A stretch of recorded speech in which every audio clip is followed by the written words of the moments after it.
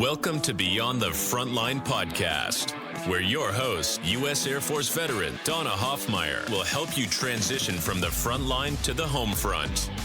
Listen every other Wednesday as we'll bring great conversations, resources, tips, and feel-good stories that will resonate and relate. Now, here's your host, Donna Hoffmeyer. Hey everyone, it's Donna, and it is another beautiful week at Beyond the Frontline. And this week we are going to be talking about the brain. And we've had different conversations in the past. We have different people that we've talked about the neuroscience, neurofeedback, neuroentrainment, hybrids of that.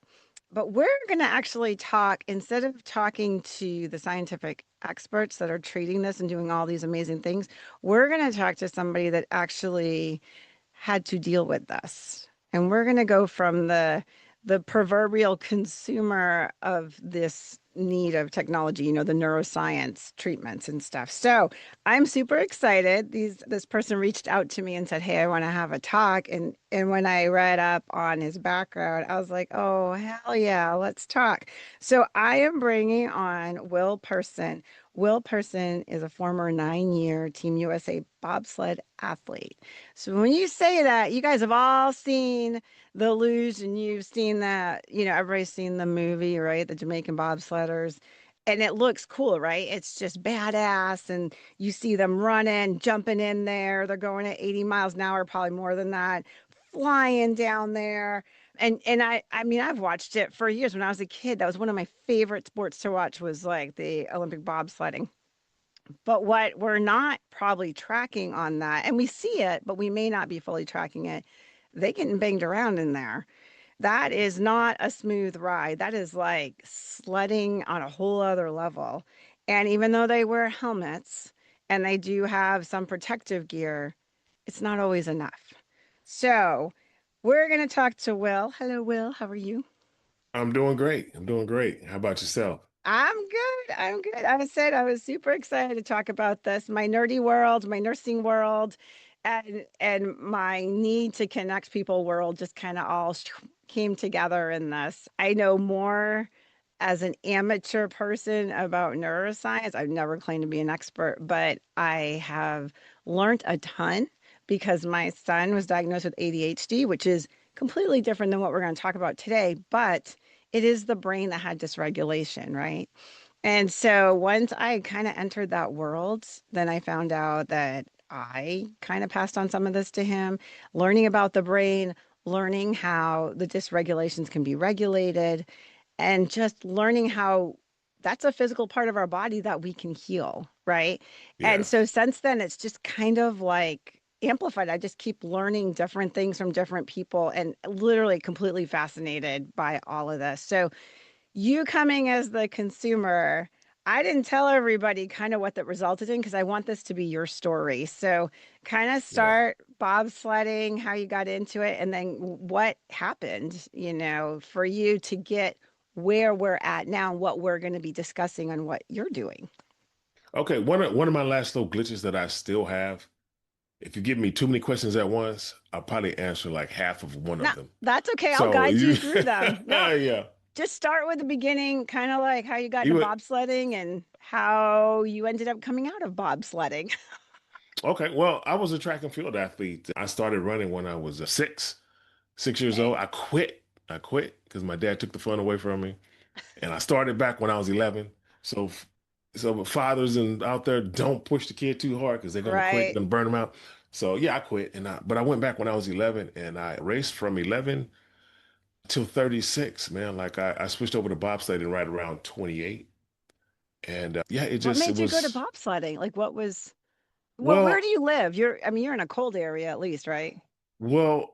No, I'm in Los Angeles right now, so But like I meant it's when you were bobsledding. I was in Utah. Yes. Okay. Well, there's snow there at Yeah. least. I mean, Yeah, and they were actually there. NBC was doing tryouts for the Winter Olympics coming up in 2002, but they started, nice and early. And so that's how I found out about it. So people were calling me, hey, I was like the biggest, fastest athlete in the state of Utah at the time. I was a sprinter, long jumper, and I was training at Brigham Young University at the time. And so I went for this tryout and I took my first trip down the track. And by that next Friday, I wound up going with some of the bigger teams. 9 years later, I was still there. But the truth is, like, I had a really nasty concussion in Switzerland. We had a really nasty crash. One of my guys was knocked unconscious. I had vertigo for about a week, and that kind of shut down that thing there. But yeah, but I raced for 9 years, so Do quite a they? few. Okay, so when that happens, since we're gonna be going in this direction, so let's just lead it that way. Mhm. When that happens, so like I'm thinking like athletes, right? NFL, when they have huge concussion protocols now, right? Like there's a Yes, big thing. Even my kid, played football in high school, and there was a big concussion protocol for these guys. What about you guys? I mean, you said I had vertigo for a week, and it's like, for a what? week. Yeah. Yeah, what did they do? Like, what's the protocol Well, at that time? Let's just preface at that this is time. what they did. At No, that time when we crashed, they told us to go back to the hotel, and the guy who was knocked unconscious and myself who has the vertigo, they told us just to watch each other, make sure we don't go to sleep for the first few hours. each other. That's yeah, yeah. So Oh, this guy that's who's helpful. totally out of it is supposed to watch me, and I can't sit up in the bed without the room spinning. I'm supposed to watch him, and Oh my that's the God. only treatment that we ever received. And And that was early 2000, right? So that was 2002. yeah, yeah. So and I'm saying this because like the timeline, like what was going on and where we're at now, that's what we're trying to establish. Like there wasn't a good system, right? And they didn't No, really no. know enough. So that how Well, they many knew. I found out now. I filed a uh class action lawsuit because all my teammates started. Well, they started getting sick. We were all sick. There was a lot of, we had suicides, a lot of suicide attempts, strokes, seizures, Parkinson's. And then I filed a class action for everybody to get medical coverage and for them. But the number one thing I told them that is non-negotiable is they have to warn the new generation before they get in that sled. Because if I know this is going to happen to your child should know about it. They shouldn't have to walk in my footsteps, yeah. you know. Well, how many accidents did you end up in? Well, I crashed 7 times, but there's people who never crashed in that sport who have the same symptoms as me. Thank you. That's you literally like read my mind on that. It's like, okay, you had crashes, but the people that didn't, some people, if they have short amount of time, they can Yeah, gaze through that without it. But that shaking, like when you're going down the hill, yeah. how fast are you going? Top speed now I think is like 95. So we're between 95 and And how many G's? well, that's where the thing comes into play Right. here. There's two They told parts of us, this, right? yeah, yeah. So what I know about the sport now is like they told us we were pulling 4, maybe 5 G forces. That's still Um, significant. yeah, that is because one time we had the fighter pilots come out to take a trip down that track. And like they were rattled after one ride. I did 7 rides that day, and they did one smooth ride. And when I got out of the sled, they were rattled, and that never made sense to me. Like, how could that be? Because Because how like many G's were you really pulling? according to the New York Times article, they tested the track in Canada. Oh, from the movie Cool Runnings, where the movie Cool Runnings Yeah, was shot at, there was spikes of 84.5 G forces. not 8.4. No, 84.5. That's, and And and just for the audience, that's spikes. That's not sustained because like you'd be yes, dead. I mean, your brain would liquefy at the side of your head, but little spikes throughout that your brain's like getting pressed up against things, your yeah. your skull, as in the thing, So And that's the mildest track. Like that track, I could literally take a nap going down. I can go on that bobsled, take a nap, and wake up when it's over because it's not very violent. Now go to Lake Placid, New York. Go to Cortina, Italy is a violent track. yeah, Altenburg, Germany, I think is the worst. Like I literally cracked the helmet over there without crashing. you You crack the know, helmet yeah, it's just the pressure. The pressure on some of those turns are just without violent. without crashing. You cracked a helmet. And Absolutely. nobody's making any connection over there that if you can crack a helmet with that pressure, what do you think the soft stuff inside your skull's doing? Yeah, thing is, once I filed the case and people started talking, I found out they knew.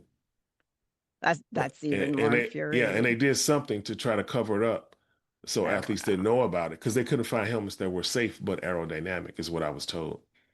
And then that burned me up. Before, when I filed the case, I said, well, maybe I'm gonna give them the benefit of the doubt that they don't really understand what this is, and this is, and the truth is they knew, and they've always known. They've known for So, a long time.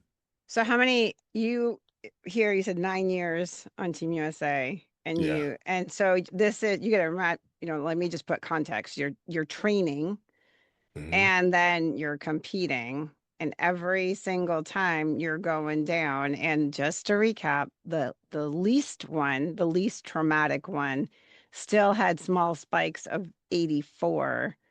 I can't even get my head wrapped around that because like fighter pilots, when you're starting getting up, and I'm not an expert in any of this, but I'm just saying, like, when they start getting up 5, 6, 7, 8, 9 Gs, I mean, they are trained to learn how to do things like Valsalva maneuvers and stuff like that to not pass Yeah. out.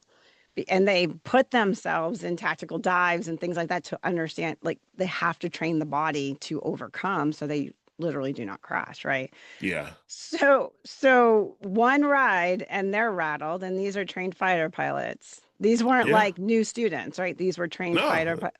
these are fighter pilots. Yeah. These are, Yeah, and yeah. so holy crap, right? I mean, that's right there, like, hello, red flag, right? And they're rattled, and you're like, ah, take a nap down that one. That's nothing, right? Which is weird, right? It shows how the brain adapts. I'll put quotes around that on when adapts, because Yeah. so when you got out, were you having, can you look back and go, yeah, I was having symptoms. So you didn't Oh, get out yeah. because of the symptoms. You didn't even realize that you're, because we're athletes. We run on adrenaline, Yeah. like, and I say that kind of across the board because the military is like that. First responders are like that. We run on adrenaline, like, I'm fine. I don't have time to be sick. I don't have time to be Yeah. hurt. Whatever it is, I don't have time. And so our minds are like, okay, you have no time. We're off, even though you're hurt, you're injured, whatever. So, what Yeah. symptoms were you having as you look back, going, I had all these symptoms? Well, the first one that I can remember was like sometimes, like in the middle of the night, I wouldn't know where I was at. So I would have to, I panic a little bit and I'll jump up, hit the light switch and look around the room. Oh. And the pictures on the wall let me know where I'm at. So you look back and you can see like, oh hell, I was having symptoms, but you rationalize like a lot of us do, Mhm. right? So when did it get to the point where like I can't ignore this anymore? Like what was happening? It was about 10 years after my first concussion. Wow.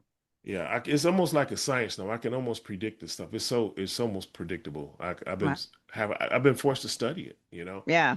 And so like at that 10-year point it was like something here is just not right. And matter of How fact, long I how long was that after you got out of bobsledding? How many years after you? I left the sport in 2007, so 8, 9, 10, 11, 12, about 5 years, I guess. Okay, so like about Well, halfway, yeah. All right. yeah, if I did those numbers right. Yeah, that's Yeah. about right. Yeah. So when it hit its peak, like when you're like, something got to give here, like what? At that 10-year point, it was like something's really wrong. I got to figure this out. At that 16 to 18-year point, another 6 to 8 years is when it was like, what's to figure out? It's time to die. It was that quick. Like it's What symptoms were you having? Because you wrote this in your bio, but I didn't want to read it. yeah. I wanted it to be Yeah. yours. What were you experiencing? Well, what I started to do was like I already know every day when I woke up, I didn't know what the real day was. So I had a little daily planner. I would open that book up. And why I didn't use my cell phone, I don't know. But yeah, we use a little planner. I open it up. Today's Monday. Then I had to figure out what month we in. So I never knew the days. I didn't know the month. Mm. And when I left the sport, I turned 36 that year. It was my last national championship, and we actually won it. And it was a good point for me to walk away. And the truth was, when I left that sport, like I don't, yeah, man, it was such a blur. It was such a blur. There was so much going on, and Just the but I just, transition alone is like, there you go from athletes and the military have parallels in that transition, right? So you go mhm. from the go-to person in the middle of operations for you guys at the high point of your athletic career, everybody knows you. In the military, it's the getting the mission done, at any cost. It's that adrenaline, right? Like we got it. Go, go, go, little sleep, we got this, whatever it is. And then like the next day, you're out and that's that. And then you're like, I just went from hero to zero. So your brain's taking hit after hit after hit after hit. Now you're coming out, and 5 years after you're out, you find yourself like, what is the worst you saw you were at? Like, where was your absolute worst? Well, man, this is the crazy part. People ask me if I was depressed, and my answer would be no. But every day I was praying for death. Like I was begging God to come get me out. Like, so I guess that would be my lowest was right That's there. No, how no. did you step into? So now we're going to get into what you found and what you're doing now and how you found how you're broadening this to bigger populations that have or to populations that have a higher percentage of this, aka the military is one of them, right? So Yeah. first question is, how did you find hyperbarics? Because that's what we're talking about. And so just for the audience, like we've talked all the way around, we're talking about CTE, right? And I'm Yes. going to sit here and tell you that I am literally forgetting the initials for CTE, cerebral No, it's trauma, chronic, chronic. It's chronic chronic traumatic traumatic encephalopathy. encephalopathy. Yes, there we Right. go. Yes, See, and yes. I allegedly don't have a brain injury, and I'm asking you over here, right? It's all good. So CTE, right? And we Yeah. know that CTE, as it stands right now, cannot be diagnosed unless there's an autopsy done. And Yes. that's not a great time to find out. Like we want to know before we need the autopsy, obviously. Yeah. However, CTE comes with a very high suicide rate, right? Yes. So, talk to me about where you were at, finding hyperbarics, like that path right there. Well, the one thing about this condition is like I was misdiagnosing myself. Like I'm treating the symptoms every time there's a problem. I'm on it. Like I'm trying to adjust, and so I created this system that was really saving me. But I wasn't getting to the root of what the issue was. You Right. know, and that's the big thing about this is so I thought it was diabetes. That's what I really thought it was because it looked like low blood sugar. So every night before I went to bed, I put this a thermos of coffee or a Mountain Dew or Coca-Cola on my nightstand, or eventually I put it on the floor in the living room because eventually I wind up living there for a while. Like Mm, that's what this thing is. It's so unforgiving and it's slow and it's progressive. And so once, like you said, you can't really diagnose this until death. But one of my teammates called me speaking gibberish one day, and I told myself to help him, and I didn't. And eventually, he went to his family's factory and he hung himself. And then that's where this all started. Now I'm talking to teammates, and once his autopsy report came out, and that article came out from the New York Times called Sled Head. Now he was in stage 4 of CTE. Now I know what this is. I'm talking to all my teammates. Everybody's dealing with the same kind of stuff. And so now I'm doing research for CTE instead of diabetes. And that's when help showed up. Somehow my algorithm triggered Joe Namath's videos. And Joe Namath, I don't know if you know who he is, an older football player. I do. And I'm up there in age. okay, well that guy, man, that's the guy who saved my life. Matter of fact, I let his camp know he's the father of this movement because without him, there was no help. Mm. You know, the doctors, the Olympic team, everybody left us to perish. And yeah, so I found out about hyperbaric oxygen. He said he used it to reverse his symptoms. I'm not sure if it's going to work. I don't think it's going to work. But I went and tried it. What have I got to lose? Desperate measures call for desperate things. So there you Yeah. go. But I was in that chamber for 1 hour. And when I come out, like, I just couldn't believe what I was looking at. Like, all the covers were colors like so vivid. And it's like everything was in 3D, like I was in a Simpsons cartoon or something. Wow. And if you look at my glasses, they're slightly tinted because I'm sensitive to light, sounds, and smells. So the salesman sees me putting my glasses on and keep taking them off because I don't really need them. So he comes over and he said, "Hey, what's wrong?" I said, "I don't know. I don't think I need my glasses." And he's like, "Oh, you're one of those." And what he was meant was like some people get immediate relief and some people need like 30 days of 2 treatments a day to get that Right. same type of relief. But he was You right. were I a thought he quick was, one.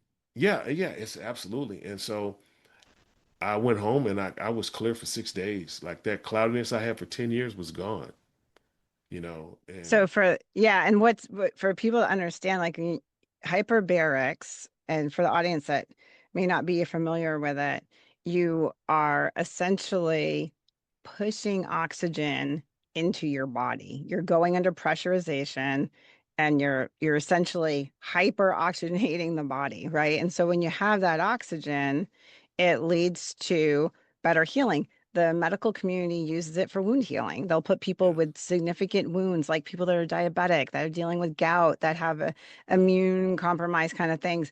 They put them in there to help heal those wounds quicker. So we know that, right? You can Yes. see an external wound, right? And you can see it healing up quicker, pressure sores, et cetera, et cetera. And Yes. so when I was a flight nurse in the flying community, we would put people, we'd say we're diving them. And we were familiar with hyperbarics chamber because we could end up with essentially what a scuba diver ends up with, the bends coming up too quick, right? And then it releases Yes. nitrogen. And we have the problem being up in altitude coming down too quick. You have the same issue and you have this nitrogen release. So we put you in hyperbarics to push the oxygen and get that nitrogen cleared and to, avoid getting further issues, when that happens. So you essentially, and there are people that are very quick responders, and there are people that need a little bit more time. And I don't know the reason why. I'm sure there's smart people in the world I can explain all the reason why, but Yeah. at the end of the day, it helps. If it's helping wounds, it's got to be helping on other body parts, right? And so, just for clarity, we can't say, oh, well, you have CTE based on how it's diagnosed, quote unquote, right? And that's the Absolutely. frustrating part of it. But we can see these symptoms. And if you're on a floor laying there with a bottle of Mountain Dew and your little notepad to get through the day, to be able to wake up in the morning and figure out where you're at, were you having mood swings, anger outbursts, any of that stuff? No, but I was really always really mild mannered. But here's the thing, depending on where that injury is, you Hmm. can have the mild mannered person all of a sudden like not responding in a typical way, right? Right. So, Like you live in a loop. Like yeah. you have these reoccurring things that keep popping in your head over and over. And so I've talked to some people who, like for example, one person I spoke to, I won't say names or anything like that, but Yeah. their brain was telling them they have a hit list of people they want to murder, and Oh Lord. they have a special therapist who's there to only help them to not murder the people on that list. You know, And were they like prior to that was not something that they had ever been like before, right? And now yeah, they're doing this. absolutely, So when we can't see it, right, all we can do is treat the symptoms, right? And so unfortunately we can't see the wounds in the brain, that kind of thing. And yes, and you started to realize, so you're doing hyperbarics, and I'm looking at you right now and I can see you have your own chamber in your own house. absolutely, So they come in all sizes and they go all the way down to a single person. And then the ones that we used to dive people in, you could put like 3 people in it or something like that. And I'm sure they have all kinds of sizes for that. So you're doing this. And then you're also going, now your skill set's coming in, right? Like you have this background and yeah. helping and community, and that's just how you're built. And now, when do you start realizing, hey, this is helping me? When did you start realizing other people, I don't want other people to go through this? Again, you're going to pave the path, right? So, Yeah. when did this start? Well, that's the crazy part. Honestly, it was the first day because, well, actually, the second day. I'm gonna tell you this next part. Feel free to edit it out if you need to. But yeah, when I No, got we home, raw. okay, when I got home that night, I remember falling asleep on the couch about 9 o'clock. I don't know, maybe about 9 o'clock or something. And I kind of mix up the dates a little, the times a little bit. But I Mm-hmm. remember waking up at midnight with this migraine that I hadn't had a migraine in a while. So I just finished doing a chamber that day. So I'm thinking maybe this chamber, did it hurt me? Did it cause a problem? I was a little nervous. Yeah. But the problem that I didn't think it did was when I had that migraine, I also had like an erection with it. And that's never happened before. Like them two don't belong together. So I Yeah. knew something was going on up there. Something was changing. I didn't even have the problems. But so at midnight, I climb back into bed, migraine and erection. I wake up in the morning, it's about 8, 9 o'clock in the morning. Migraine is gone, erection's still there. And I was like, whoa, what did this machine do to me?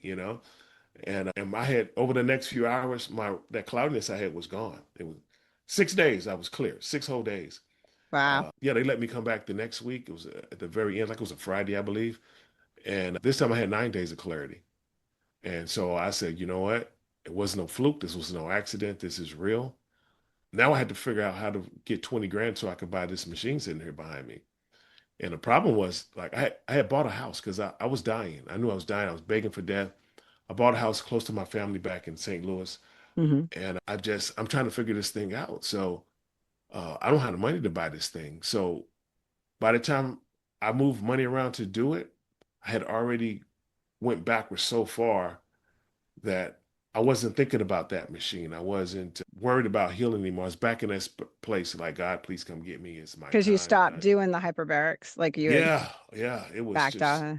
Well, let me yeah, ask this before you go further. So I have a theory of that connection, right? So you said, I mean, I was kind of giggling and was going to say, you said I woke up without the headache finally, but still with erection. I'm like, well, better than the opposite way, I guess. Uh, absolutely. if you're gonna Absolutely. pick, Yeah. that's all I'd pick. But is my assumption is with the hyperoxygen and healing, and you're probably increasing better blood flow. Yes. And if you're increasing the better blood flow, was there any connection there? And I'm seriously just talking off the top here, but Well, I think that's exactly what it is. But I think the other thing of it is, this is what brought me to the military guys. Like hmm. I went down a rabbit hole by accident, looking at all the symptoms of everybody dealing with head injuries. Mm. And I noticed their injuries, the symptoms were the same. And I made a graph. Man, one day I had a really bad migraine one day and I woke up, I had this extreme clarity. So now I'm making graphs and designs. And I found every population dealing with this issue. It's the housewife who fell down and hit her head. Mm. It's the housewife these are people who are diagnosed officially. The Yeah. housewife who had domestic violence done to her for Oh, over yeah. years. There's a whole bunch of those ladies out there. Then you have the military. Then you have your athletes. And but the symptoms are all the same. It's depression, Parkinson's, seizures, strokes, all those type of things, dementia. I was in dementia. I didn't know I was in dementia. I didn't know. I, I I could barely read again. I couldn't Did comprehend they give reading. you like that with a demyelination? Were they telling you that you had like demyelination of the? No, they're not telling me anything. That's the whole thing with this thing. You can go see all the doctors you want to see. If you don't have the right doctors who really focusing on this, they're gonna look at you like, oh, you're 6'1", you're 220 pounds. Okay, you look pretty solid. You're not fat. Like, nothing wrong with you. That's So that's where all the misdiagnosed. When did you finally get? What were you officially diagnosed with? I mean, obviously we can't give you nothing. CTE. Absolutely nothing. Really? It took for my teammates to take their life and for them to check their brains. Your answer is your peers. Uh, That's so the answer for so now, everybody. unfortunately, you have this cohort that just happened, and they all look at it and go, "Oh, CTE, CT, on Yeah, autopsy, CTE, CTE." So the odds are, there you go. yeah, You were probably in that same situation. yeah. And when I began making phone calls, I realized all the athletes that I spoke to and every athlete that they spoke to were all dealing with the same stuff. It's just how bad is it? Are you at the Parkinson's level, or are you in just a memory loss, can't find the words? That's the first symptom most people talk about. Is like they're trying to talk and they can't figure out the words anymore, or they can't pronounce them, and that's the number one one that they get is, Grasping and for that's it. the start. Yeah, yeah. Like I can So it, still see the words, but I can't pronounce them anymore. I can see them. right, Like it's like there's a screen inside my forehead. I can see the words up there, but some days I you just can't can't. grab them. Yeah. Yeah, and I'll tell you, we all, we all get older and we're like, oh, because I'm older and because I've noticed that with actually my spouse. And I was like, hey, we need to go get this evaluated. And, he's like every other person. Yeah, I'm fine. I'm fine. And is it major? No. Does it stop his day? No. He's very fit. He plays volleyball. He works out. He does all this stuff. I know he's trying to dodge it. And I'm looking at him like, come on, let's go. Let's go get this looked Was at. he military as well? Oh yes. Yeah, Well, he was a paramedic and then he was a load master. They're on 130s, pulling lots of G's, doing lots of crazy stuff, et cetera, et yeah. cetera. Air advisor, he deployed. I can't even count. I know we're over 10. We're in the double digits somewhere. And, he used to go to bed, his lullaby was, the AAA that was protecting them from any missiles coming in, that would be going off at night. And it's funny too, because like, so you realize, the military, and I told you I was going to tell you the story when we first started. I could not finish this article. It literally is breaking my heart so bad. I just couldn't finish reading it. But there was a unit, I believe it was a New York Guard or Reserve. I can't remember which one, but they deployed, right? Hmm. And they were like an armory unit. They were using like the big artillery, not armory, but artillery unit. And they were using the big stuff, right? Yeah. But they're behind because their stuff launches so far, they're not considered in the combat zone. Okay. That's Yeah. important. So they're back there launching stuff and they're not considered in that combat zone, right? So they come home and all of a sudden they're all, with their spouses and wherever they live. So they're probably not neighbors necessarily, and they might not be talking to each other that much, but the spouses are starting to see some weird things, Hmm. and their spouses aren't acting right. And then like one spouse admits he's seeing a little girl, like like a zombie type little girl walking around. He's seeing this, and he's like, "What the Yeah. hell?" And this progresses, and then they start talking, and they're all having these issues, and some are having suicidal ideations, and it's bad, right? Hmm. So they are like, oh, you weren't in a combat zone, right? So they're not getting the coverage and what they need. They're not getting that connection. Come to find out, now I'm paraphrasing this and I've probably missed a lot of little points in it, but the bottom line of this is that what they were launching. So they're doing this, I don't know how many times a day, 100 times a day. Every time this artillery goes off, the concuss on it was strong enough to launch an assault weapon 100 yards. Absolutely. Every single time. And they're standing right next to it.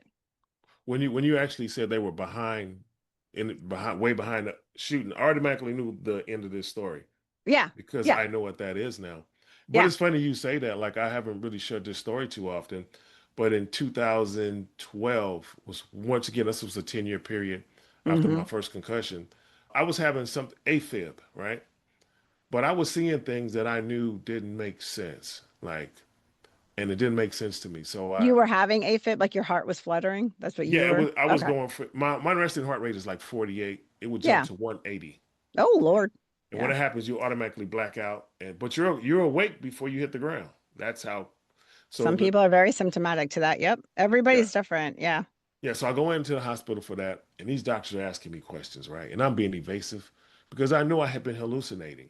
I knew I was hallucinating. I had been seeing things. So when I'm in the hospital, I'm telling these doctors are asking me questions. I'm being evasive. I'm not telling them a thing. So I said, you know what, Doc, I'm gonna give you everything you need to diagnose me crazy. And he said, what do you mean? And I said, I've been having these visions since I was a child. Mainly a teenager. If I see it, it's gonna happen. And Hmm. and he said, do you have deja vu? I was like, yeah, all the time. And he wrote something in the chart. He said, out of body experience. I said, yes, out of body experience. I said, I'm struggling to get back in my body now, and that's why I don't like to sleep right now. He wrote something in there. And I said, Doc, I know what you're thinking, and you're not right. I said, you're wrong. What am I thinking? I said, you think I have seizures. I've never had a seizure. And it was it was two doctors in that room and the ER nurse. Hmm. So they was like, well, they looked at the things like, yeah, that's what I wrote, but we're still going to check you for it. And I said, I appreciate that. So they Yeah. all left the room. So a few days go by. And then later on that day, the doctors came in and said, somebody from the government would like to speak to you. Oh, Lord. And I said, You am I going into protected? psyops now? Yeah, I said, "Am I protected by HIPAA?" And they's like, "Yeah." I said, "Well, let's keep it that way." And that was the last I ever heard from him. But those hallucinations, those things that like I've never heard anybody ever say that before. You're the first one I've heard say that. So I usually don't even speak about that very often. But yes, It was a absolutely. very hard article to read and to digest, to see what these people were going through, and they weren't getting recognized. And I will tell you, this is kind of what you bring to the table, right? Is Mhm. that for a lot, when we see these suicides and all this, I mean, we just had one not long ago at, Audie Murphy here at the VA, right in the parking lot. It was just heartbreaking, right? Like, here we go again. And when you look at kind of what went down, he wasn't validated. they were not validating this, right? So just Yeah. somebody saying like, I believe you, I trust you. I trust, like, yes, we do have people that are struggling with mental health and whatnot, but it doesn't matter as long as you meet them where they're at. Meet them where Yes. they're at. That's the Yes. first step from stepping them away from, the dark side and crossing over. Meet them where they're at. So what you're bringing to the table, and we have talked all over the place on this, but Yeah. what you're bringing to the table is recognizing and trying to really reverse this trauma. And whether we're going to call this like a lot of TBIs or potential CTE, it doesn't really matter what name we put on Don't it. matter. It does Absolutely. not matter. It matters that they Absolutely. are struggling, and that is the end of the story. That is their story. They are struggling, and it is our job in the mental health community, the medical community, the nonprofit community, the support community to figure out what works for that person. You, on your first hyperbaric dive, boom, it helped. And for somebody else, it'll take 30. And I say that to say that our brains are unique. We cannot blanket everything. We can put out structure and how we want to go through the process to, but within that, we have to be flexible and we have to say, it's okay if this didn't work perfectly. Hmm. There are other modalities that we can use.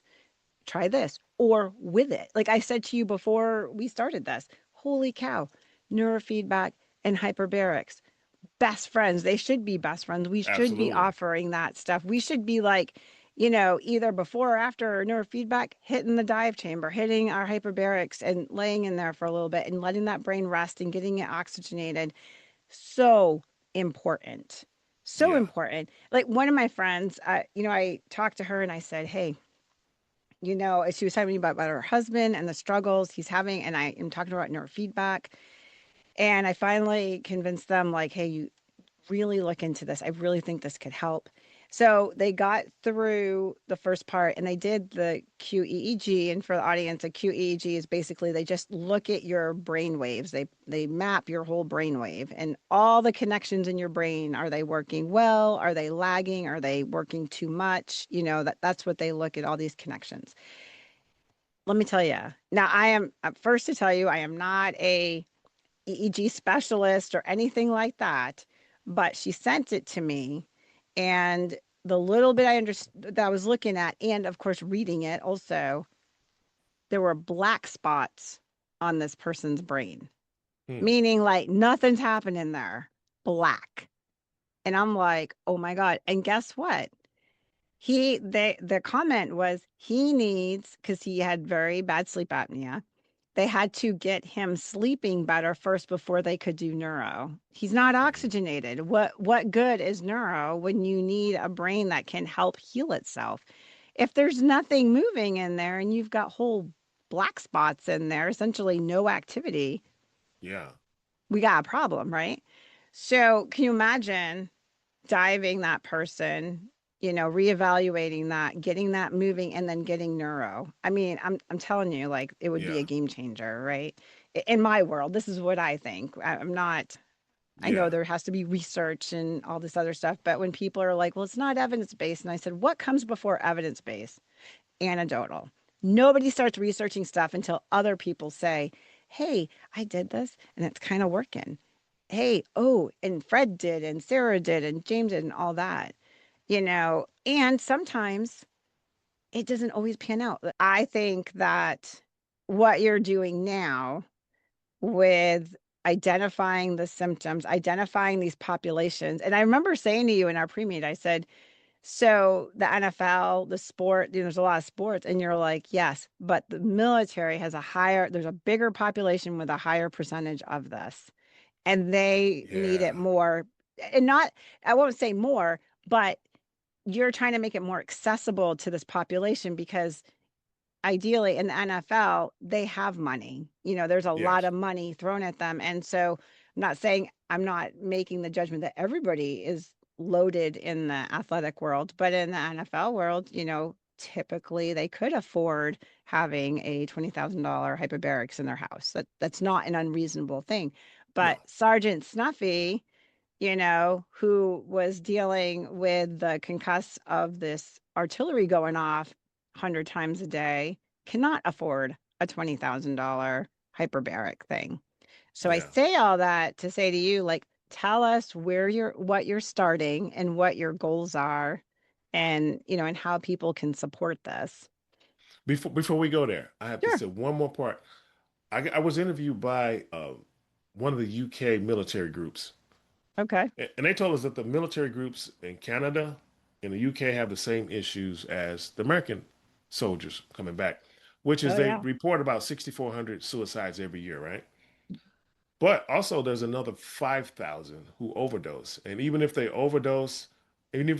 leave like a suicide note, they don't count that as They a call us an suicide. over. Yeah, the Yeah, bean counting can be a varied number. They yeah. can, yeah, the actual cause of death, yeah, can be a little bit varied there. So yeah. Yes, but we're looking at 11,000 veterans who had the same symptoms as me and as my teammates, as the NFL players, as the housewife. It's all the same stuff, guys. So what I'm doing is opening up the first ever totally 100% free. I changed the name to American Post-Concussion Wellness Center. And Cool. so that's what we're doing. We're offering hyperbarics and red light, and there's so many other different things that we can do that we want to offer, but we want to do it all for free. And people always ask me, why do you want to do it for free? Because when I did it the first time, they allowed me to do it for free. And then when I figured out that it worked, I panicked. I went back into the abyss because I couldn't afford that $20,000 machine because I had just bought another home, Yeah. And so, yeah. And so I don't want to do that to our veterans. I know what this thing is. Like, I only because I had to live it. And I know that loop that I was in. I know what that murder thing is. I know what that suicide thing is. I've talked to enough people and I was dealing with it. And And you know what happens too? I was thinking about this. So I don't know if you remember, I don't remember how many years ago, but there was a veteran that snapped and ended up killing, I can't remember if it was a family member or who it was, but anyways, went out in the woods, right? And so now they're on a oh yeah, manhunt for him. Do you yeah, remember that? I yes, was out in just outside of Vegas visiting family. My aunt and uncle live out there. And so we were out there visiting, and it's on the news, and they have a huge TV in their house, that's all I see. And I don't watch the news like at home typically. So this is like, oh God, like every 2 seconds it's on and repeat. yeah, And, they can't find them. I think they were on day 3. They still hadn't found him. And I literally, this poured out of my mouth without even me thinking it. And after I said it, I went, oh, and everybody looked at me, but I walked by and I went, he's oh, dead. he's dead. He committed suicide. And I Yeah, walked off and they all just looked at me. They're like, Donna. Well, it's exactly what happened. My uncle was like, how in the hell did you know that? I said, because most likely what happened is that he snapped and he blacked out and he did this action, yeah, horrible, horrible action, that he is going to be judged on that action. And I get it. I'm not knocking it. It happened. And he yeah, knows there's no way out. And he knows that that's not who he was. And he doesn't see a way out. So the honorable thing is just to end his life. That's how he's going to see it. That's me making a huge assumption. I get you, but I said I will put money on it that he committed suicide. And then sure enough, they were just like, yeah, holy crap. I said, everybody, I tell people, I'm like, PTSD does not mean you're crazy and you're going to go off and shoot people. It does not mean that. Like everything, there is the 1%, the severe 1%. And what I see, which I think a lot of people are going to like hate me for saying this, is like we don't know how to handle it. We don't know how to like see somebody that like the person that has a hit list now, that's insane, right? yeah, Anybody hearing this is going to be like, holy crap. See, I'm telling you, I'm like, no, what we're saying is that part of the brain is defunct. And we have got to figure out how to help this. And thank goodness he has somebody that's checking him and doing that. yeah, And hopefully he can get to things like hyperbarics and doing things to help the brain back, right? Because people are having this thought, this is not an organic thought. This is an injured brain that's Yeah. literally on the fritz that we've got to handle And I'm glad you quickly. said that because I, I just told you guys I competed from 11 to 36. I had a lot of injuries. And so what Hmm. happens, we all know with a soft tissue injury, Hmm. you automatically get swelling because the inflammation comes there to protect the area. And then for the next 72 hours, you can only put ice on, absolutely no heat. And then after that 72 hours, you alternate heat, ice. Right. You do the electric stimulation that pulsates the muscles. Then you do Hmm. ultrasound. Some people do acupuncture. Now they're doing that suction cup thing. They're doing all type of things now. Cupping, voodoo. Have you heard Yeah, of voodoo never heard of wraps? that one. So it's like we just did it with our daughter because she hurt her ankle. So you wrap the injured part tightly and you cause like a restriction. And then what you do is you do like for her, it's like her ankle. So we have her flexing her foot, right? So you're Yeah. getting that kind of pump up and then you release it and then you get a big blood flow that goes through there Okay. and it brings the nutrients and oxygen and all that to help heal it quicker. So essentially like another version of cupping, like in a whole different fashion. Yeah, You know what yeah, I mean? So So yeah, yeah, but and so it my works. other yeah, yeah, absolutely. That should work. Yeah, that makes perfect sense. So again, But if you did something like hyperoxygenate the body and then do that, I mean, see how this stuff it can work together, you know? yeah, but the one only problem is like when it comes to the brain, it's the Right. only soft tissue injury you're going to get where they don't do anything other than tell you to not go to sleep. That's usually Right. what they do. They don't do any type of procedures. They just say go sit down until the symptoms subside, and then you're right back at it doing the same thing that got you there. And so that's what's getting most of us in trouble. Is Yeah. that? Yeah. Yeah. So Yeah. And you can't voodoo wrap the neck for your brain. That doesn't work. Yeah. I yeah. mean, it, that is the point. It's like you've Or got a can you? I don't physical. know. Well, I don't know if we should try that one. Huh? But you know, the wrapping, I mean the wrapping, listen to me now, I'm on that. But the injury in there, that is a physical injury. Physical And you know injury. what's you know what's really frustrating? I remember our veterans, our service members would be taking care of them and they would have like a TBI and they'd be having symptoms.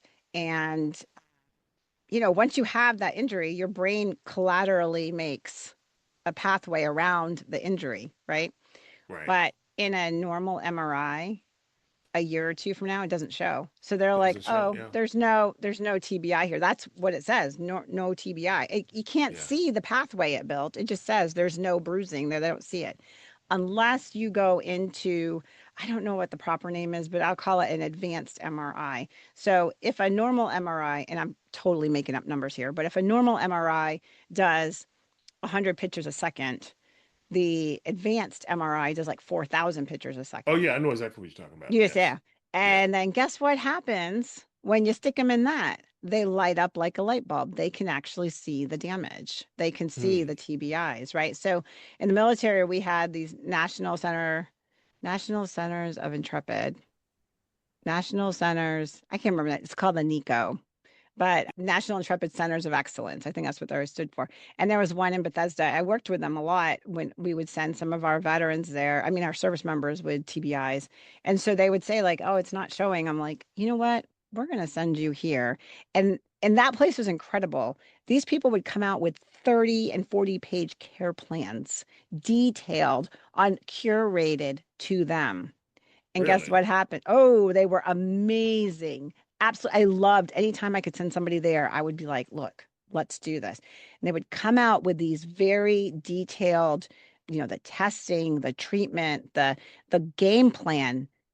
And when they came out, guess what would happen? The rest of the world's like, oh, like, yeah, we can't do all this. And so this stuff would just kind of Hmm. fall off. Oh, it's too much. We don't have this, whatever that it would kill me because they did such amazing work. They'd be there for a couple weeks, you know, doing all the testing and whatnot. I mean, Yeah. it would give them very detailed plans. And then, oh, well, there's no hyperbarics near you, or there's no, you know, and we're fighting a lot of things. Here in San Antonio, we could find that. But you go, you know, 2 hours west of us in the middle of nowhere, you're not going to Yeah. find the hyperbarics. There's an So, agency out there, treatnow.org. They help what's it you. called? Treatnow.org. Treat It's an now. agency. They're fighting for veterans to get treatment for hyperbaric. And what so the biggest issue is this is insurance won't pay for the treatment of hyperbarics for Oh, this condition. And yes. so, yeah, that's really the issue why it's not accessible, and that's the reason why I'm bringing it to the communities. And matter of fact, the other thing that I've come to realize, like I started talking about it earlier, but the UK veterans know that they can't go deep sea diving in the UK for some reason. So what they do is they take their soldiers who are dealing with PTSD things, they take them to this island in the Bahamas. They go down and they deep sea dive for 2 weeks, but they go down really far and they stay down there for a long time. And this guy didn't know anything about hyperbarics when he was telling me this. But actually, every time I get in the chamber, it's called a dive. I'm simulating Yeah. what they're doing naturally. Yeah. But It's to dive. Yeah. yeah, but according to them, after the soldiers go through this, they're healed, is what they say. In America, we couldn't say that without getting in a bunch of trouble. But according to them, Yeah. they're healed. They And feel like so, they've had this. Yeah. yeah, It yeah, they don't do it off the coast because it's so dang cold there. They would be a popsicle if they went down. It's man, cold. That yeah. water's cold. I live there. Nobody goes to the beach. Like it's cold. Oh, people go, but you just don't get But it. And then right. it's infested with sharks on the California coast. It's just Yeah, who'd be I doing don't that? want them. Yeah, yeah, I'll be happy in a chamber. That's a lot safer. yeah. But So they do it. where They have a protected area. It's down in the coral where like sharks can't get into. So, oh nice. but yeah, no, but Like no. Finding Nemo. Yeah. But I'm connecting all the American soldiers. I'm trying to do. Not only gonna do hyperbarics, we're gonna send some of the guys down there to do that as well. We're gonna figure So this thing out. so Yeah. where like do you have a location or you're just in the works right now building stuff? What's your first step right now?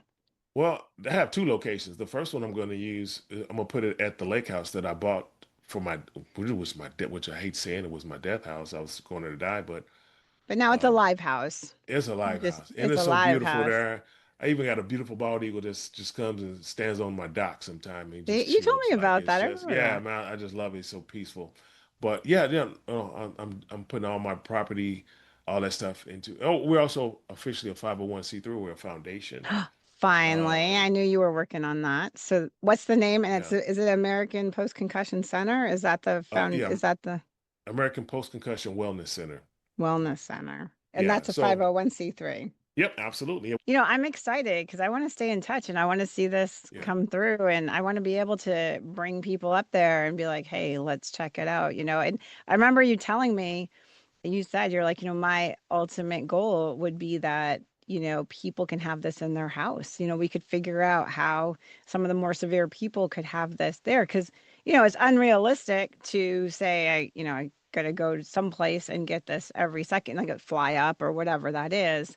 But I have a, between I have a plan for that too. well, and that's I have a plan for actually that that too. I said I connected you with people. That was one of the people I connected. There's somebody here that I was like, oh, you got to talk to him because he had just told me, he's like, Don, we really want to add on like hyperbarics to our, what we do. And I was like, I got somebody for you to talk to. You got to talk to Will person. Well, one of my goals is there's an infrastructure that I won't talk about here that Yeah. I can have these in every city. We haven't worked out the details. I haven't even spoke to the people who have that infrastructure. But also the other plan I want to have is as we go through this process, and there's going to be some people like me. Like if I go 30 days without treatment, I get a little cloudy again. But somebody did the numbers on me, and they said I probably had about 22,000 bobsled rides when they did the numbers, and I was like, "What is that right?" And I did the numbers with them, and they were right. But it's some ridiculous high number, and I Yeah. believe that's why my symptoms are not permanent. Like I was depressed for a long time about it because, well, not depressed, frustrated because Joe Namath and all these other people I've met, like permanent relief, like they don't ever need to get back in the chamber again. We need to get Joe on here. I'll talk with Yeah, him. absolutely, absolutely. We Man, he do that. asked me. I reached out to his camp. They asked me, "What do I need from him?" I was like, "Nothing." He gave me life back. What do you mean? But I would like him to come back out and make the rounds with me because he's the father of this movement. Without him, I couldn't. I wouldn't be here to help these God, how soldiers. old is he now? I don't. He was playing football in the '60s, so he had to be in Yeah. his '80s now. 80s now, yeah. But Yeah, like I said, somebody's going to be the first, right? yeah, You yeah. He you he started this without him. Like I was. I'm sure I couldn't still be here at this point because I was fading quick. Like I and didn't even now know how look, old was. I didn't even know how old I bright-eyed. was. Yeah, Yeah. absolutely. I mean, Absolutely. like, and this is kind of it right now. Like, I tell people, like, you can have your life back, and your brain is kind of messing with you. You don't have control over when there's damage and it's collateral and it's not working well. There's lags, and what I Yeah. tell people all the time is, like, the one thing I have understand from everything I've learned about the brain is that the brain's job is to survive. So whether Yes. that Yes. looks like duct tape and bubble gum, it's going to figure out how to survive at the basic level. So it doesn't have to be working perfectly. It just has to be working into the brain's mind. Like, look, I'm working. Like, yeah, Yes. but it's all clunky. It doesn't matter. I'm alive. We're working. Right. And so when we have the TBIs, when we have that severe damage, that chronic, now it becomes chronic, kind of thing, Yes. and you're on the floor with your Mountain Dew and your little notepad, that is a hard place to come back from, right? And the It is. fact that It is. you could literally baby step and claw your way, and clearly you're high functioning. And that's where I believe my little philosophy is that a lot of people get missed because they're high functioning. And I see that a lot, that your cognitive issues still, you're still functioning higher than some average people. So then they're like, well, he's fine. Look at him. He's having a full conversation with me, and they don't know, Yeah. like, after this podcast, you're going to need to go take a nap because Ugh. it was Yeah. draining because, yeah, you know what Yeah. I mean? Like, Yeah. trying not to run you in all directions, trying to be kind of like, hey, answer this question. And like that, that's nothing to do with your smarts. That's just to do with how your brain is processing right now. And then we honor that and be like, okay, I'm going to do it this way. You are still doing amazing things after everything you've been through, Thank you. and you Thank you. need to honor that. And we need to honor that because it's people like you and Joe Namath that are like, hey, there are better ways to do this, that you don't Absolutely. have to take a pill. A pill's not going to change that, No. it has to heal. Matter of And fact, since this, no pills. isn't that crazy? Right. Yes, I don't know. Yeah. And so then that now I say, like, well, where's the research? Where are we going to start putting more and more? I know there's some research out there, but where is it? Right. And of course, that's a whole other podcast to talk about why we can't get some stuff It's going. out there. It's out Yeah. there. Matter of fact, when I came out of dementia, that's when I realized I was in dementia. I didn't know when I was in there. I went to the people who manufacture these things and who sell them, and I was like, "Hey guys, man, I didn't know this, but I was in dementia, and did you know this helps?" And the guy was like, "Hold, please, just 1 minute." He went in his desk drawer and he pulled out this brochure and he did like, "You mean?" He said, "You mean like this?" There's studies out here for people who have Alzheimer's, who are in dementia, and they treat them with this. So these things are happening. There was a Yeah. guy just I saw it on ESPN about a month ago. He's the strength coach for the University of Cougars, the football team. He was Hmm. in stage 4 melanoma, and his time was running out. He wasn't going Yeah. to make it. They said he's tried alternative stuff. Then they Yeah. showed him on ESPN climbing into this hyperbaric oxygen chamber. Now his numbers are normal. Like I've heard a billion of them stories. It's everywhere. If you have a stroke and they need to reverse it, like they put you in this chamber. Hyperoxygenate them. Yeah, Yeah. because it is your blood's like a gas when you're underwater, and so it gets through all the blockages and sends blood and oxygen everywhere it can send it. And that's what this machine is doing. It's waking us up. It's healing those areas. And man, what else? You're What there else? What talking else you about it. need? And I'm Yeah. back. I'm back talking now. Yeah, 2 years ago we couldn't talk. We couldn't have this conversation. I was struggling with just Yeah. forming sentences. Yeah, It's and it crazy. was and I had these really long awkward pauses all the time. Even today is not my best. There was a couple things you asked me, and as I'm answering, I'm forgetting what I'm answering. Like today is not even my best day, you know. But I'm blessed to be back from where I was at because I was, man. When you start begging for death, like it's you think there's no way of coming back from that. Yeah, where do you go from? Yeah, where do you go from How do that? you come? Actually, Yeah. I had a friend of mine he does neurofeedback, and he's a doctor of family therapy, and great guy, great guy, loves to educate and stuff.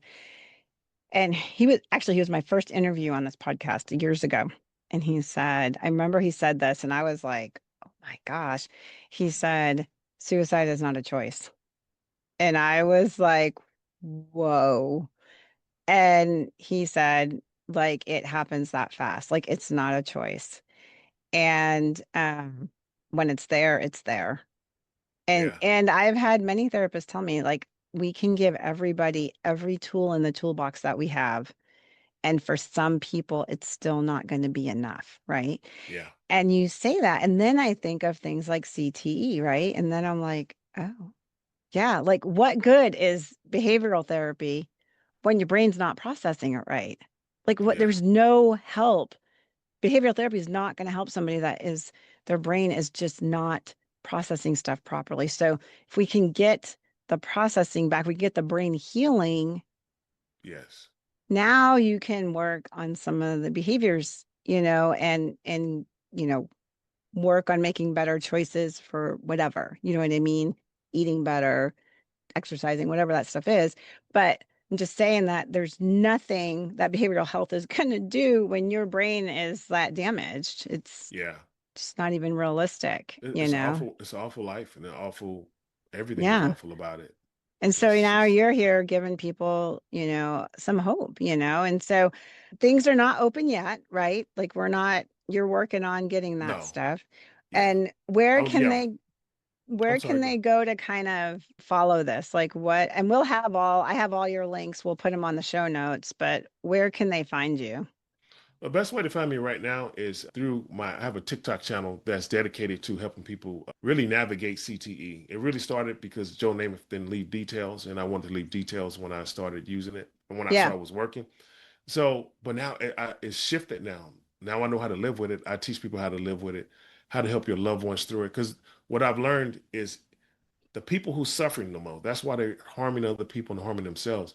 They don't know what they're dealing with. They don't know that they're struggling. They don't know that they're suffering. Like you can't like people like when I said if they asked me if I was depressed, I would say no, but I was praying for death. But so you would Well, think, that's called okay, that means masking. Yeah. yeah, you think you was depressed. But no, I just couldn't rationalize it. The ability to rationalize kind of goes out the window. And Good you're point. not thinking clearly. You're not thinking, yeah.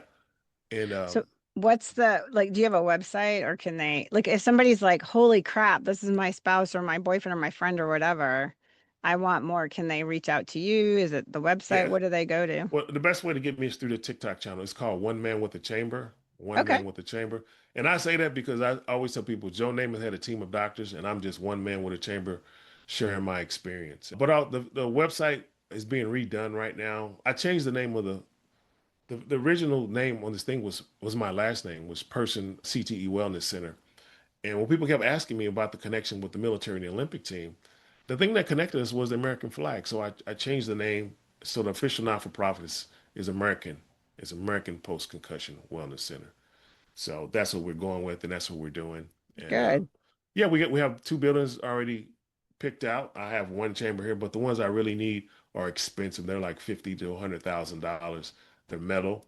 Yeah. This here is a soft chamber, so it's only going to do so much wear and tear. Yeah. So That's we're your trying home. to raise funds to get more of the equipment. That's all we need, and we're going to open to the public. Like as you heard my guys, I was in dementia. Like check my background. Like matter of fact, the stuff that I told you, when I actually realized I could have been hallucinating this time. Like nobody can tell me those spiritual things weren't happening to me. The things I Right. saw wasn't real. Nobody couldn't tell me they weren't really happening. Like my doctors, they agree with me. So when they pulled my medical records about 2 years ago, right in the bottom of my medical records, it actually mentions ESP, which is crazy. Like, guys, you're Mm. not crazy. This stuff is real. And if I came back from it from 9 years of 22,000 bobsled, however many rides I really did, like I'm the worst case scenario. I'm your guinea pig. Yeah. Like you can come back and just there's agencies out here. Look up treatnow.org. They're in your community. Find me on TikTok. I'll help you find them in your community. If you're in my community, I'll put you in my own personal one. It's not a big deal. This is what we do. And you're out in LA, right? I'm in Los Angeles. Yeah, but we're going Yeah. to open our facility is going to be in St. Louis. We're going to be right in the center of the country. We're right next to some of the biggest hospitals, Barnes Jewish Yeah. Barnes Hospital. Jewish. My Yeah, husband used to work there. Yeah. yeah, we're right over there. We're Years in that ago when he area. was a little airman. Yeah. Yeah. Yeah, yeah. He was the medic. So yeah, and if you guys, for the audience, like just reach out to Coming Home Well. You can just cominghomewell.com and you can ask the question. They'll get it to me. I mean, it's Yeah. not a big deal. And I can get a hold of Will. No big deal. And we can make the connection. That's the bottom line And just to remember, you're connect not them. alone and you're not Right. crazy. Like, you're not alone. There's people out here doing this. Like, I'm not the first. I didn't create this. Right. Um, Yeah. Hyperbaric's yeah. been around for years and years, but you're just Yeah. Yeah. utilizing it and promoting it as, the benefits that it has. Yeah. That's good. All Yeah. right. Any last things? Well, the biggest thing is you hear it all the time. Every time somebody ends their life or they take a life, the people around them say the same things. They weren't acting like themselves. So when you see that, make that call because they don't see it on themselves. We don't see it. Trust. I'm here to tell you, I didn't see the mistakes I was making. I bought 4 stinking cars during COVID for some reason. Don't ask me why I did. I don't know. But we not thinking clearly. We can't think straight, and it's not their fault. So don't be mad at them, but just get them some help. Get And the them. only help Yeah. that I've found is this chamber. I promise you. I've looked high, hook, low. Unless you want to go deep sea diving in the ocean, which will make that accessible to you too. All things military. That's what I'm aiming for right now. Because like these are our heroes, man. Like how do they don't come back to turn a gun on us on purpose. That's not no, nobody does that. No, they're not built that They're gonna they're not yeah. built that way. And when that stuff happens, I mean, I hang my head every time it happens, and I all I can think of is like, what did we miss? What happened? Yeah, we can do better. And we say 22 a day, and honestly, that number is actually higher than that. If you go I look at the think it's VA, higher. Yeah. it is. One number that came out, it was a couple years ago. I don't know what it is exactly right now, but one number a couple years ago was 31 a day. And in specific populations, if you go to the VA, they put out their annual report. I gave it to a friend of mine to look through, and he's like, "Holy crap!" And we cut specific populations. You know what I mean? Like within the veteran community, they cut different populations, and in some of those populations, it was as high as 50%.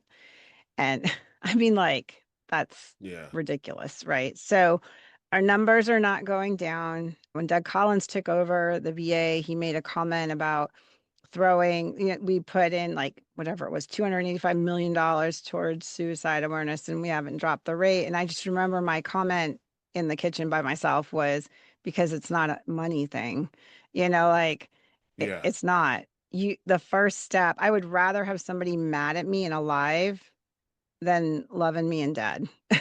I mean, that's Yes. just the bottom line. And so if you're not sure, seriously reach out to people. There are hands that will come in caringly. They're not going to come in and, make it worse. They're going to give advice. They're going to give you resources, and you do have to just keep trying. You have to keep saying like, this is what I see. And Yeah. I will tell you, in my world, when I was in the military as a nurse, and taking care of this population, the people that picked it out was not the service member. 9 times out of 10, it was the partner, it was the friend, it was the kid. And one of them is saying, "You're not acting right. This scares me. Yeah. You're being an ass." Whatever that may be, I've heard it all. I've heard I keep trying to tell him the gun under the pillow is not normal, Yes. And so it's okay, right? We're trained in ways that other people are not because of what we have to do.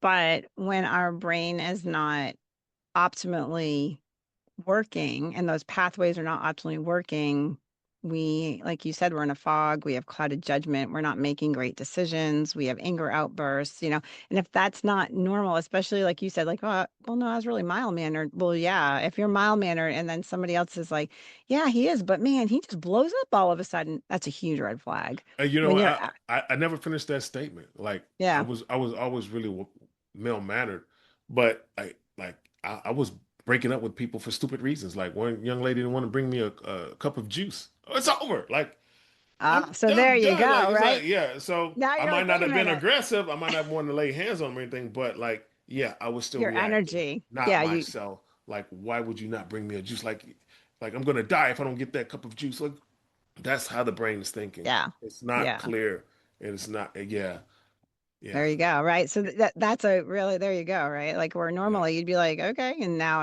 it's affecting you, and that explosive reactions, whether it's internal or shows outward, you know. yeah. And I've heard it 1,000 times. I mean, the one of the podcasts I just did was on a hybrid of neuroentrainment, and that guy straight up told me, he's like, as a total ass. He's like, there's a reason why I have an ex-wife. There's a reason why my kids weren't, talking to me Yes. at the time. I had to rekindle that and literally readily admit it. And I'm like, there you go, folks. You got people that came out on the other side. Just take their lessons, identify it. It's okay to just own it, be vulnerable, and do Yes. better. We're not responsible for the trauma we incurred. We are responsible for our healing. If you guys want to get involved, you'll see on the show notes, they'll have all kinds of links, but he has started a GoFundMe to help kind of get this going. Businesses, if you are a veteran supporter, first responder supporter, or just a supporter of making sure that we have good brain health, then get a hold of Will. Partner up. Your money is going to go to a good place. This guy is not sitting there pocketing any of this. He is going to be doing amazing things with this, and to have this so readily. And if you're a business that is kind of interested in hyperbarics and maybe having a center of your own, talk to Will, right? There, get involved. The more we get curious, the more we ask these questions, honestly, that's where magic happens. I see it all the time. So from all of us here at Beyond the Frontline and our parent podcast, Coming Home Well, we're super excited you guys are listening. Please share these podcasts, because these topics are important. And the more we're talking, the more we're communicating. Like I said, that's where the magic's happening. So having said that, please share, write a review if you like what you're hearing. So you guys have an awesome week. And until next time, peace out. Thanks for listening to Beyond the Frontline, a podcast of Coming Home Well. Join us every other Wednesday. And if you enjoyed this episode, please share it with others, post about it on social media, or leave a rating and review. Thanks again. And until all are home and all are well.